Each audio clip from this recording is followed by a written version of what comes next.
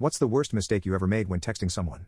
So, I know a girl, she's 15, and I'm not quite sure what she has, but I do know she's mentally challenged.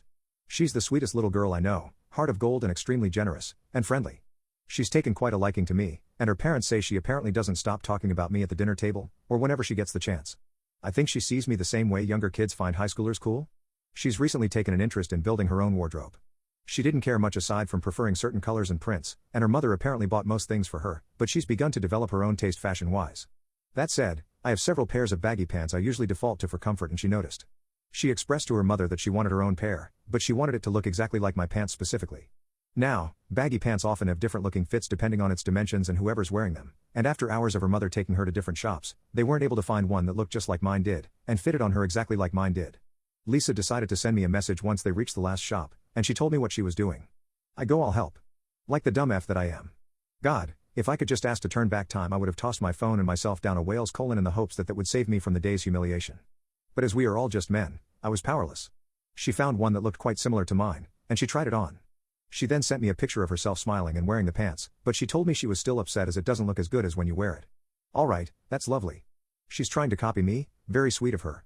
Unfortunately, I was busy when she messaged me. Not too busy not to be able to check my phone every now and then, but I definitely couldn't be on my phone for too long. So, I took a look at the picture she sent and decided it wasn't baggy enough and she had pulled the pair far too high up her waist. Again, I couldn't type for too long. I deliberately kept my responses short. I responded, bigger.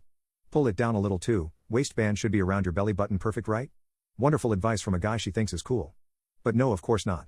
I placed my phone back into my pocket, happy with myself. I thought about wearing the pants that matched the color of what she had tried on when we meet again. But God is not merciful. In fact, God has forsaken us all. The second message never sent. Bigger, it's a single word and it sounds dry and uninterested. But surely sounding dry and uninterested in a conversation with a mentally stunted girl isn't too much of a sin, right? That wasn't my sin, unfortunately. And it's probably time I should mention Lisa is a black girl.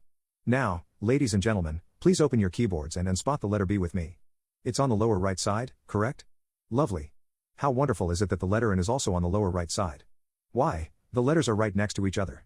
Surely, there is not a word that could be sabotaged by that simple little mistake? Well, there is. So I called Lisa the N-word. Hard are perfectly spelled.